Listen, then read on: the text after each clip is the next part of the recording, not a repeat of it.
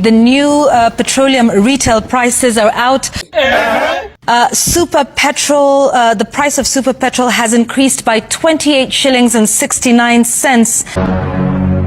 And the price of diesel increasing by 40 shillings and 30 cents a litre.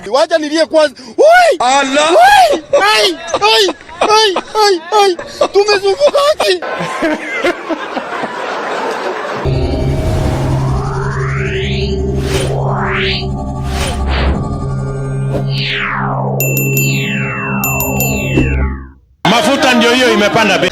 My friend. Pastor Ng'ang'a, unashangani na fuel imepanda? Maumbu hawa.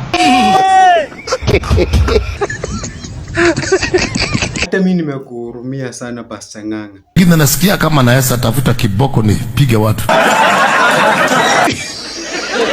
Mnaongezaje bei ya mafuta haraka? Na ikishuka mna take months kushukisha. Hata mimi nimejaribu kujiuliza hiyo maswali lakini sina jibu. But hebu ambeka kitu basi at least wasikie watuhurumie. Kwa hivyo ile ukora mnapanga ya kuongeza bei ya mafuta this week. Tutaonana ya nyinyi.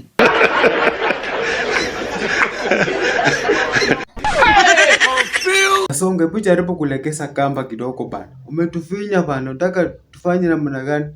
Hey, itatangazwa leo bei nyingine mpya. So relax. I can't accept that. Sasa Ng'ang'a, mimi naona mimi nakuletea Kasongo muombe. Ni kama ameingia na kapepo fulani, nataka kapepo katoke. Uone hapa siku moja. Mama. Ama kama hutaki Kasongo, mimi nakuletea kademu kazuri. My friend. Wewe hata mama yako siwezi kutembea na yeye. Sasa Ng'ang'a, si leo ni komanda. Mimi naomba tu Kasongo akuje mbele yako, mpe microphone, aongee mambo yake, tumsikize tuone. Ata change ama hawezi change. Waongo wanaua watu. Anakuja kuwaue watu alafu akuje kanisani. Apewe mic bishop akae chini. Muongo asimame hapa aongee mambo ya Mwathani agoswa. Mimi inata iwe. Kasongo, kumbe unakuanga muongo. Unasikia wewe?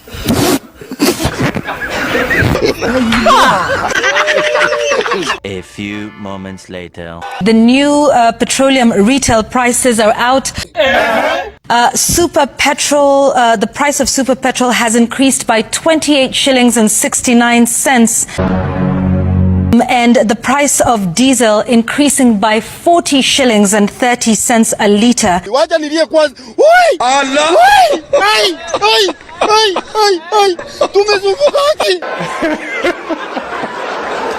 Ai, hapana. Acha niulize Uhuru kama anajua historia ya mafuta kupanda.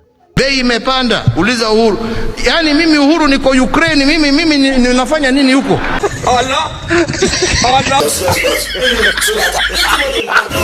But guys, hata hii maneno hata mimi imenishinda. But naomba tu basi nikurudishe nyuma kidogo tusikize venye Kasongo alikuwa anasema hiyo wakati. How come that fuel in Uganda is cheaper than fuel in Kenya? So, and yet the fuel being sold in Uganda goes through Kenya. Hapo sasa Kasongo, kama ulikuwa unatupima bangi. Havana. Really? Sio mimi. I will not agree. Kachagwa, I hope tunakuaminia. Wewe ndio unatuambia ukweli. Sasa hebu tuambie story inaendaje ndo tupate kuelewa sana. You have taken over every business in this country. You have put people in custody. What? Because they are bringing competition to your business. Can it happen? And the DCI is being used now to deal with competitors. You remember the other day, in the Nairobi Railway City, they arrested people and deported them because they were in competition with CRBC, which is a proxy for William Ruto. Then he added another 7 shillings for fuel levy. He used the fuel levy 7 shillings to borrow from banks 175 billion. This grammar now, wow. This 175 billion is what him and Kindiki have been going around bribing people in Kenya. The only way to stabilize prices